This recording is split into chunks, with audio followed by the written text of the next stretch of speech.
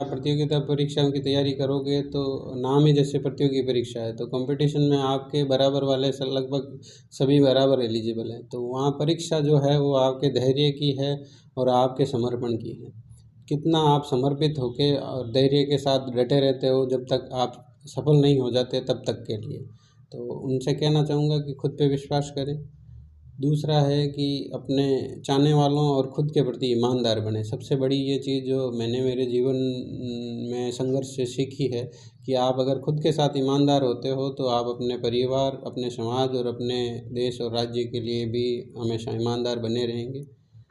दूसरा है कि अनुशासन बहुत बड़ी चीज़ होती है। स्व अनुशासन, किसी के कहने पे आप काम करते हैं वो एक अलग चीज़ है, उसमें तो जानवर भी कर सकता है। लेकिन आप स्व अनुशासन जो रखते हैं, खुद के प्रति ईमानदारी, कहीं वो सब अनुशासन का ही पार्ट है कहीं ना कहीं।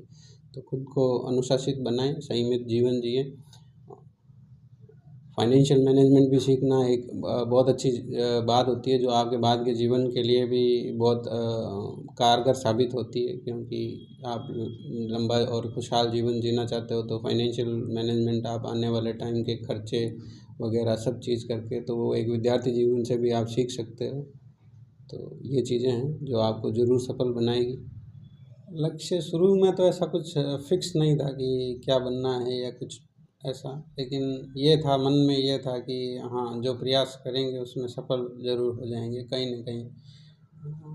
जो राजकीय सेवा के प्रति अपने समाज में हमेशा से आकर्षण रहा है, और एक बचपन में जब प्रतिभाशाली कोई विद्यार्थी होता है तो उसके मन में घर वालों के साथ साथ पड़ोसियों और समाज के लोगों का भी एक वो मोटिवेशन रहता है कि बड़ा हो गया कुछ ना कुछ करेगा। तो वो हमेशा अच्छा सहयोग मिला सभी का। तो मन में कहीं ना कहीं शुरू से ये था कि प्रयास करेंगे तो ज़रूर सफल होंगे। आदर्श जैसे पारिवारिक तौर पे देखें तो मेरे मामा जी हैं जो पहले से राजकीय सेवा में थे, कस्टम ऑफिसर रहे हैं, अभी वर्तमान में जीएसटी सुपरिटेंडेंट के पद पे है। तो उनका मार्गदर्शन हमेशा से रहा। हमेशा उनके जो निजी अनुभव थे या उनके जो भी मूल्य थे, मानवीय मूल्य, उनके आधार पे उनको फॉलो किया मैंने। तो शुरू से ही एक और है। और वैसे देखें तो जो नामी हस्तियों के हिसाब से देखें तो माननीय कलाम साहब और विवेकानंद को मैंने हमेशा से फॉलो किया। थोड़ा ये जैसे ज्ञान और अनुभव की कमी होती है तो कुछ ऐसा फिक्स नहीं था। जैसे पढ़ते थे तब तक तो ऐसा कुछ क्लियर नहीं था कि किस क्षेत्र में जाना है। हालांकि ये मेरा था कि जैसे जो रूटीन अपने समाज में होता है कि पुलिस की सेवा या जैसे टीचिंग लाइन ज़्यादा होता है कि आप ग्रेजुएशन करो उसके बाद बीएड करो और उसके बाद में टीचिंग लाइन में चले।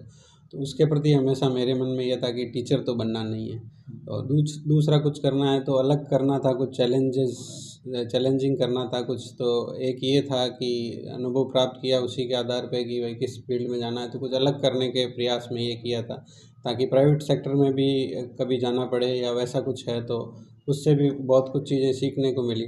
जैसे ग्रामीण परिवेश से होते हैं तो अपनी जो इंग्लिश पे कमांड कम होती है। तो जैसे मैंने ये प्रोफेशनल डिग्री की तो ये एकदम इंग्लिश में थी, सब कुछ इंग्लिश मीडियम में था। वहाँ पे मैंने इंग्लिश खुद की इम्प्रूव, जो स्पोकन इंग्लिश के साथ साथ ग्रामर और दूसरी चीज़ें वोकैबुलरी वगैरह बढ़ाने की कोशिश की। वो मेरे कॉम्पिटिटिव एग्ज़ाम में भी काम आई। चाहे मैंने तैयारी यूपीएससी की हो, एसएससी की हो या आरएस की हो, स्टेट सर्विस की, तीनों में मेरे अच्छी काम आई। खूब सारे सिलेक्शन हुए मेरे शुरू से ही। जैसे फर्स्ट सिलेक्शन की बात करूं तो 2011 में मेरा ग्रेजुएशन हुआ, उसके साथ ही मैंने कॉम्पिटिटिव एग्ज़ाम देने शुरू कर दिए थे। उसी साल मेरा सिलेक्शन हुआ था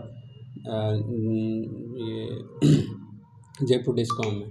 हालांकि मैंने ज्वाइन नहीं किया, उस ग्रेजुएशन के बाद में पोस्ट ग्रेजुएशन कंटिन्यू रखी, साथ साथ एग्ज़ाम देता रहा। तो एसएससी में भी सिलेक्शन हुए, इंटेलिजेंस ब्यूरो में हुआ, असिस्टेंट कमांडेंट में हुआ, सब इंस्पेक्टर में हुआ, सीआईएसएफ में,